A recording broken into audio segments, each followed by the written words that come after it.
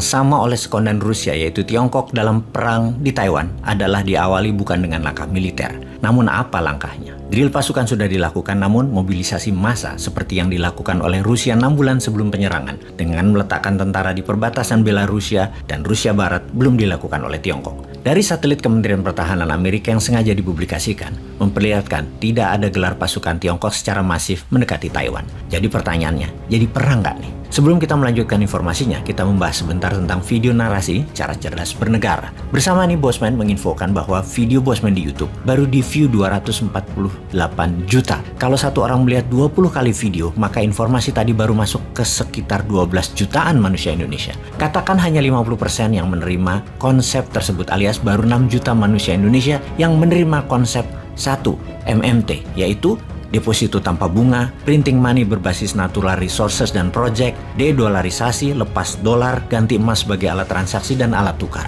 2. Membangun bursa tanah jarang, membangun bursa precious group metal, membangun bursa komoditas strategis nasional. 3. Pengurangan jumlah kementerian hingga 30%. Pengurangan pekerjaan PNS di level 3 lapis terbawah, gunakan pegawai kontrakan yang tidak lebih 3 kali 3 tahun, alias hanya 9 tahun saja bekerjanya. 4. Pemindahan ibu kota tidak dilanjutkan, namun pemindahan pusat pemerintahan jadi dilaksanakan, dimulai dengan digitalisasi data dan menjadikan pusat pemerintahan pindah ke area reklamasi di pantai utara Jakarta yang sekitar 5.000 hektaran tersebut.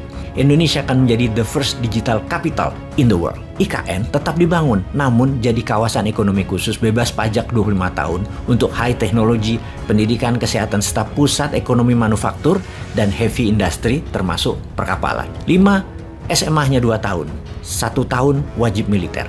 Jumlah tentara dikurangi 30%, jumlah polisi dikurangi 30%, menjadi tentara dan polisi bergaji besar dan sangat modern serta profesional. Sisi perjuangan rakyat semesta adalah dengan kekuatan wajib militer yang akan menjadikan angkatan kelima dalam bela negara setelah TNI dan Polri. 6 dan lain selanjutnya. Target sampai tahun 2027, 2 miliar viewer atau pencapaian informasi lebih ke 100 juta manusia Indonesia. Jadi kita titip kepada Oppo, titip pesan, pastikan Indonesia masih utuh di tahun 2027. Karena kayaknya perpanjangan jabat 3 periode adalah opsi terkuat ketimbang Pilpres di 2024. Demikian, salam dari New Mind Army. Oh iya, sebagai catatan tambahan, YouTube dan IG Bosman kena shadow ban sehingga penambahan member, subscriber, atau follower terhalang. Bahkan nonton video di YouTube tidak jalan di rekomendasi. Menonton YouTube harus masuk ke channel Bosman. Demikian juga di IG, harus masuk ke halaman IG karena informasi tidak jalan dan tidak bisa di-follow. Demikianlah akun sosmed kalau dipantau oleh lembaga anti kebenaran.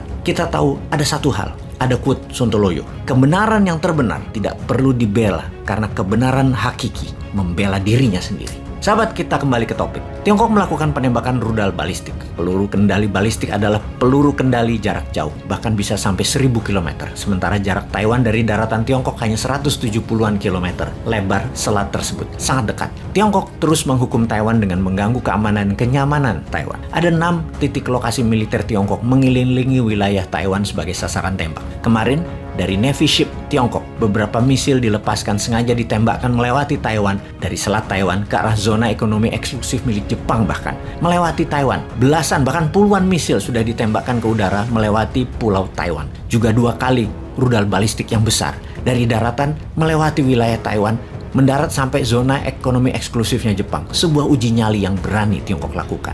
Langkah pertama dilakukan Tiongkok menghukum Taiwan adalah memiliterkan Taiwan Strait atau menjadikan selat Taiwan zona militer, zona perang. Ada 13 kapal perang laut dan 68 pesawat jet tempur serta 10 bomber latihan sepanjang selat Taiwan. Kemudian ada 6 titik di keliling Taiwan yang ditembaki misil dan rudal balistik selama sudah seminggu ini. Misil ditembakkan berkali-kali dari daratan Tiongkok. Jepang murka pada Tiongkok karena rudalnya setidaknya ada 5 masuk wilayah Jepang kemarin. Tsai Ing-wen, Presiden Taiwan, beda pendekatan dengan Zelensky di sisi lain yang mencari NATO atau Amerika. Tsai, Presiden Taiwan, lebih membangkitkan semangat dalam negeri Taiwan dengan mengatakan inilah masa yang ditunggu oleh kita, mendemokrasikan Tiongkok, melepas Tiongkok dari jajahan komunis. Sebuah perjuangan 100 tahun sejak tahun 1927 yang dilakukan oleh bapak bangsa Taiwan Chiang Kai-shek yang lama memperjuangkannya. Semangat Taiwan adalah semangat penaklukan, semangat perang menyerang. Namun, adakah senjatanya? Taiwan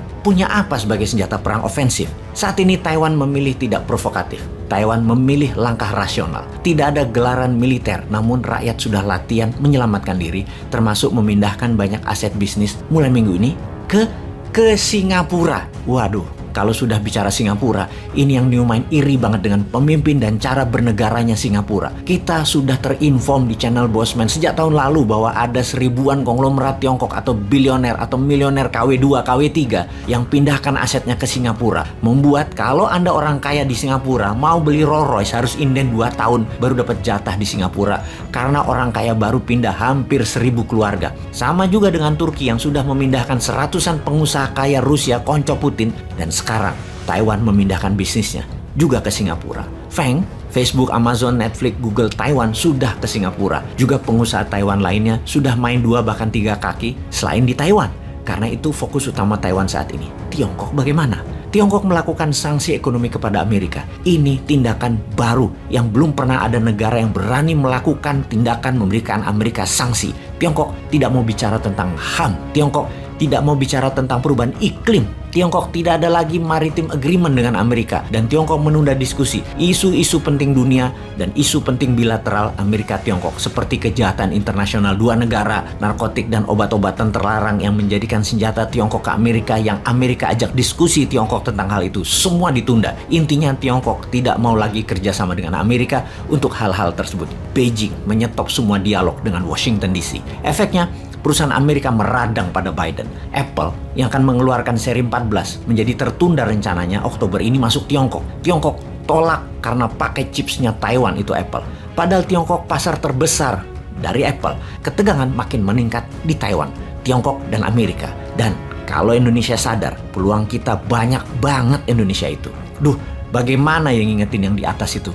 Jangan kampanye terus, woi.